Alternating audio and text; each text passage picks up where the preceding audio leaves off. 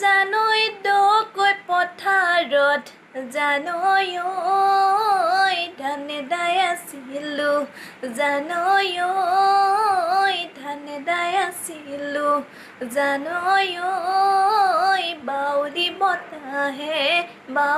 বতাহে পালে কুমৰুক চুদং অক চেনেলছৰ পৰা সকলোকে আদৰণি জনাইছোঁ মোৰ চেনেলটিলৈ। মই সুলেখাই আপোনালোকৰ মাজলৈ নতুন ৰেচিপি এটা লৈ আহিছোঁ আজি। বহুত উপকাৰী, স্বাস্থ্যৰ কাৰণে ভাল, হেল্ডি ৰেচিপি আপোনালোকৰ মাজলৈ আজি মই আগবঢ়াই আনিছোঁ। বিশেষ দুজন ব্যক্তিৰ অনুৰোধ মৰ্মে মই আজি ৰেচিপিটো আপোনালোকৰ মাজলৈ আগবঢ়াইছোঁ। মোৰ সৰু দাদাৰ লগতে কলকাতাৰ পৰা মোৰ বন্ধু এজনে মাছৰ ৰেচিপি শ্বেয়াৰ কৰিবলৈ অনুৰোধ জনাইছে। তেখেতসকলৰ অনুৰোধ মৰ্মে মই আজি বইলৰ ৰেচিপিটো আপোনালোকৰ আগত শ্বেয়াৰ কৰিছোঁ। আৰু আপোনালোকে নিশ্চয়কৈ জানে বইলৰ ৰেচিপি স্বাস্থ্যৰ কাৰণে কিমান হেল্ডি হয়। আৰু বইলত আপোনালোকৰ বেছি মছলাৰ প্ৰয়োজন নাই। ইয়াতে আপোনালোকক মই বইলৰ ৰেচিপিত আপোনাৰ বিশেষকৈ মছলাৰ কি কি প্ৰয়োজন হয় সেইটো আপোনাক চমুকৈ কৈ দিছোঁ। নিমখ, জলকীয়া, নহৰু, আদা, অকণমান জালুকৰ গুড়ি আৰু অলপ ধনিয়া গুড়ি। আৰু হালধিটো অপশ্যনেল হয়। বইলত কিছুমানে ৰংটোৰ কাৰণে হালধি দিয়ে, কিন্তু মই বইলত হালধি নিদিয়াকৈ ভাল পাওঁ। আৰু মোৰ আজিৰ ৰেচিপিটোত মই হালধি দিয়া নাই। চাওক আপোনালোকে মোৰ ৰেচিপিটো কেনেকুৱা লাগে, এবাৰ ঘৰত ট্ৰাই কৰি চাব।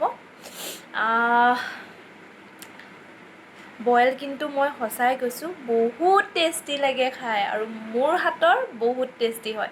আৰু মোৰ ৰেচিপিটো চাব, আৰু চোৱাৰ পিছত নিজেও এবাৰ ৰান্ধিব। ৰন্ধাৰ পাছত মোক কমেণ্ট মই কৰি জনাব মাছখিনি আপোনাৰ নিমখতে ধুই সোৱাদটো ল'লোঁ কেনেকুৱা পালে। আৰু এতিয়া বলক মোৰ কিচেনলৈ। বিলাহী, পিঁয়াজ, আলু, নিমখ, জলকীয়া সেইবোৰ লৈ লৈছোঁ, কাটি ল'লোঁ। আৰু মাছখিনি ধুই ল'লোঁ ভালকৈ, আৰু কেৰাহীটো পাতি দিছোঁ।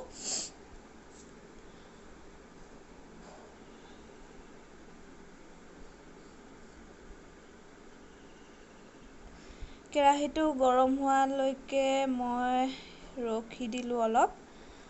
এতিয়া মই মাছখিনি দি দিম।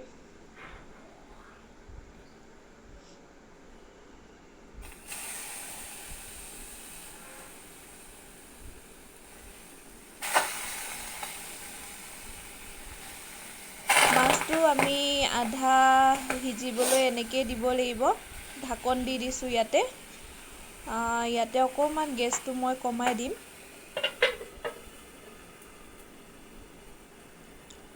আৰু ঢাকন দি দিছোঁ সহজে ভাপত সোনকালে সিজিবৰ কাৰণে। মাজে মাজে আমি খুলি চাব লাগিব। প্ৰায় 5 মিনিটমান সময় আমি এনেকৈ ঢাকন দি সিজাব লাগিব। এয়া অকণমান সিজিবলৈ আৰম্ভ কৰিছে। আকৌ ঢাকন দি দিছোঁ, আৰু অলপ টাইম আমি ইয়াক সিজিব দিব লাগিব এনেদৰে। এইখিনি কৰোঁতে মই আলু, পিঁয়াজখিনি, বিলাহীখিনি কাটি ল'লোঁ। 5 মিনিট হৈ গ'ল। এয়া ভালদৰে মানে সিজিয়ে গৈছে। দেখিবলৈ পাইছে মাছটো বগা হৈ গৈছে। এতিয়া আমি পানী ঢালি দিম ইয়াতে।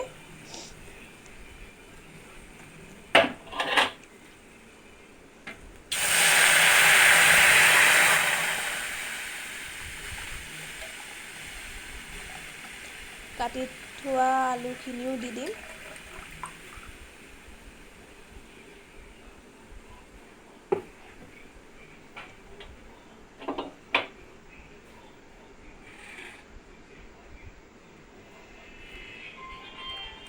জলকীয়াখিনিও দি দিছোঁ।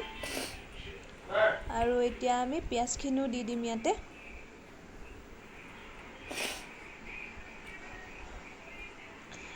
আপোনালোকে এনেদৰে বইল বনাই চাব, আৰু কেনেকুৱা লাগিলে মোক জনাব। বহুত ভাল লাগে, আৰু স্বাস্থ্যৰ কাৰণে বহুত বেছি ভাল বইল খোৱাটো।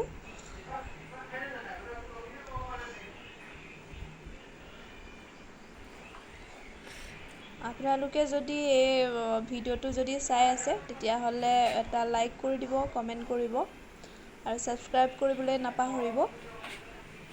অকণমান নিমখ দি দিম ইয়াতে। আপুনি নিমখটো সোৱাদ অনুসৰি দিব। মই জ্বলা অকণমান বেছি খাওঁ আৰু বইলত জ্বলা নহ'লে ভাল নালাগে, সেইটো কাৰণে মই জ্বলা অলপ বেছিকৈ দিছোঁ।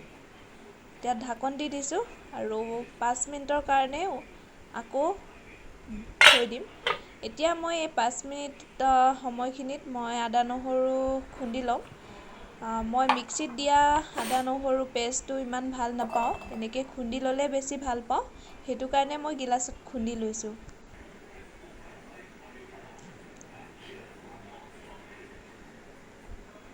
আহ, 5 মিনিটৰ পিছত মই এয়া খুলি চাইছোঁ, উতল ভালদৰে আহি গৈছে।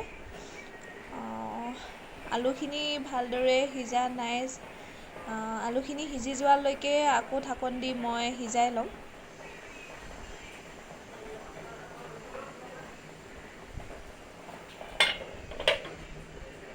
5 মিনিট হৈ গ'ল, আলুখিনি সিজি গৈছে।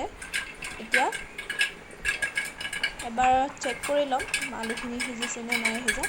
আপুনি ভয় কৰিব নালাগে, মাছখিনি আপোনাৰ উতল অহাৰ লগে লগে তলৰ কেৰাহীখনৰ পৰা উঠি গৈছে, ইয়াত লাগি নধৰে আৰু সহজে ভাঙি নাযায়। আপুনি হ'লেও সাৱধানতাৰে একদম লাহে লাহে লৰাবলৈ ট্ৰাই কৰিব। আলুখিনি ভালদৰে সিজি গৈছে। এতিয়া আমি ইয়াতে বিলাহীখিনি দি দিম। বিলাহীটো আগত সেইকাৰণে দিয়া নাযায়, আগতে দেউতাহঁতে কয় যে বিলাহীটো যিহেতু অকণমান টেঙা হয়, টেঙা লগালগ দি দিলে আলুটো কমকৈ সিজে আৰু সিজিবলৈ দেৰি হয়। সেইটো কাৰণে মই আলুটো আগত সিজাই ল'লোঁ, তাৰপিছত বিলাহী দিছোঁ আৰু এয়া কাটি থোৱা নৰসিংহ পাত, কাৰি পাত্তা বুলি কয় কিছুমানে, আমাৰ অসমীয়াত নৰসিংহ বুলিয়ে কয়। এই নৰসিংহ কাটি থৈছিলোঁ, এয়া দি দিছোঁ।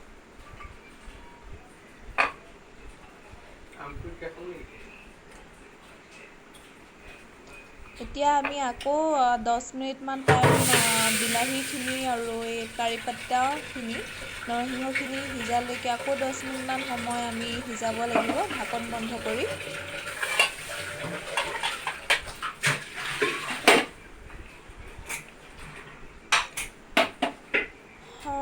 5 মিনিট হৈ গ'ল, আকৌ খুলিম, চাওঁ চেক কৰি। চাওক সিজিবলৈ আৰম্ভ কৰিছে।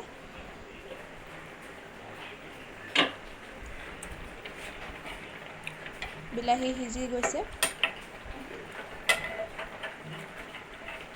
এতিয়া আমি আলুখিনি ভাঙি দিম। अब हम ये आलू तोड़ देंगे। मेरी हिंदी अच्छी नहीं है, चलिए आपको बाद में हिंदी में बता देंगे। আলুখিনি ভালদৰে এনেদৰে ভাঙি দিব লাগিব, তেতিয়া জোলখিনি ডাঠ হ'ব আৰু বিলাহীখিনিৰ লগতো ধুনীয়াকৈ উতল অহাৰ পিছত জোলটো ডাঠ হৈ যাব। এতিয়া আমি দি দিম এয়া ধনিয়া पाउडर।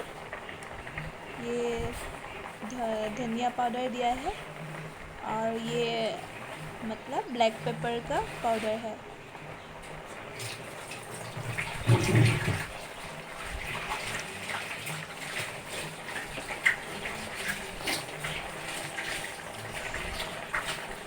এতিয়া ইমান ধুনীয়া স্মেল আহিছে, এই নৰসিংহৰ পাতৰ স্মেলখিনি বহুত ধুনীয়া আহিছে।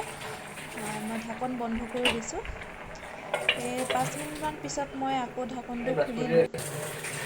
ইমান ধুনীয়া স্মেল আহিছে, গোন্ধটো বহুত ধুনীয়া গোন্ধ আহে। আৰু মই এতিয়া অকণমান মিঠাতেল ঢালি দিম ইয়াতে। মিঠাতেলটো সেইটো কাৰণে ঢালিছোঁ, কেতিয়াবা এনেকুৱা হয় মাছত অকণমান গোন্ধ আহে, কেনেকুৱা গোন্ধ মানে অকণমান কেঁচম গোন্ধ টাইপ আহে, সেইটো কাৰণে এই মিঠাতেলটো দিলে মানে আপোনাৰ গোন্ধটো নাথাকে। আৰু মিঠাতেলটো ঢলাৰ পিছত আপোনালোকে দিয়াৰ পিছত 5 মিনিটমান আপুনি হেতা নলগাব, আপুনি 5 মিনিটমান সিজাব। 5 মিনিটে সিজাৰ পিছত দেখিছে ইমান ধুনীয়া গ্ৰেভিটো একদম বগা ধুনীয়া হৈ গৈছে। আৰু এতিয়া মই আদা নহৰুৰ পেষ্টখিনি দি দিলোঁ।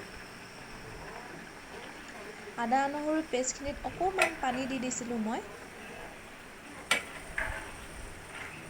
আকৌ এইখিনি 5 মিনিটমান সিজাব লাগিব। 5 পৰা 10 মিনিট আপুনি সিজাব লাগিব।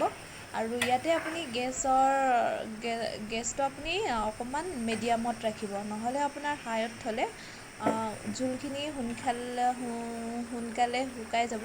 সেইটো কাৰণে মই গেছটো অকণমান মিডিয়াম কৰি দিছোঁ।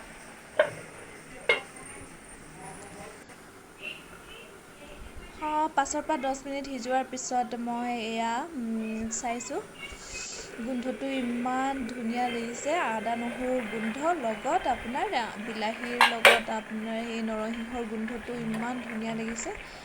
দেখিছেনে প্ৰিয় দৰ্শক, আপোনালোকে ইমান ধুনীয়া আহিছে ৰংটো। লগতে আপোনাৰ মাছখিনিও মই দেখাই দিছোঁ। আৰু জোলখিনি চাওক ইমান টেষ্টি লাগিছে। মই এতিয়া নিমখ টেষ্ট কৰি চাওঁ কেনেকুৱা হৈছে।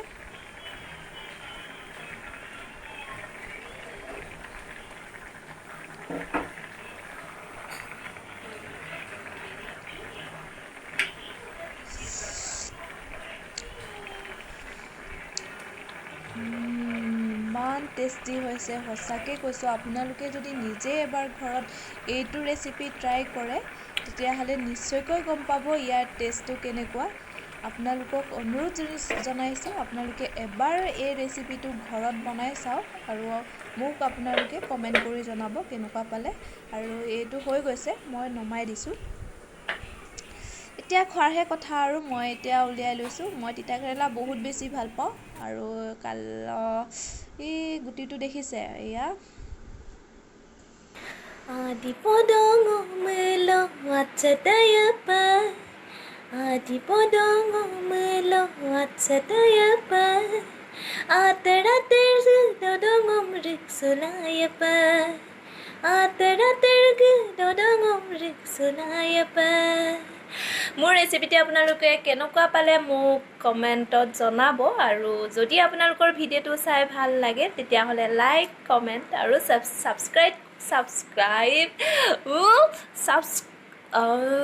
মুখতে নুফুটা হৈ গ'ল, ছাবস্ক্ৰাইব কৰি দিব, ঠিক আছে। আৰু সকলোকে জনাইছোঁ, এই কৰোণাৰ পৰা আপোনালোকে হাত সাৰিবৰ কাৰণে ঘনে ঘনে হাত ধুৱক আৰু পৰিষ্কাৰ পৰিচ্ছন্নতাৰে থাকক। পৰিয়ালৰ মানুহখিনিৰ লগত ভালদৰে কুশলে থাকক। আকৌ এটা নতুন ৰেচিপি লৈ আপোনালোকৰ মাজলৈ পুনৰ আহিম। আপোনালোকে মোক মৰম দি থাকিব। মোৰ চেনেলটো যদি আপোনালোকে ছাবস্ক্ৰাইব কৰা নাই তেতিয়াহ'লে ছাবস্ক্ৰাইব কৰি দিব। আৰু আপোনালোকৰ মৰম আশীৰ্বাদ থাকিলে মই নতুন নতুন ৰেচিপি আপোনালোকৰ মাজলৈ আগবঢ়াই থাকিম। আপোনালোকৰ মৰমৰ প্ৰয়োজন। আপোনালোকে চাব, যদি ভাল লাগে লাইক কৰিব আৰু চেনেলটো ছাবস্ক্ৰাইব কৰিবলৈ নাপাহৰিব। তেতিয়াহে আপোনালোকৰ মই বনোৱা নতুন নতুন ৰেচিপিবোৰ আপোনালোকে চাই থাকিব পাৰিব। নতুন এটি ভিডিঅ' লৈ পুনৰ আহিম। আজিলৈ আহিছোঁ, টাটা।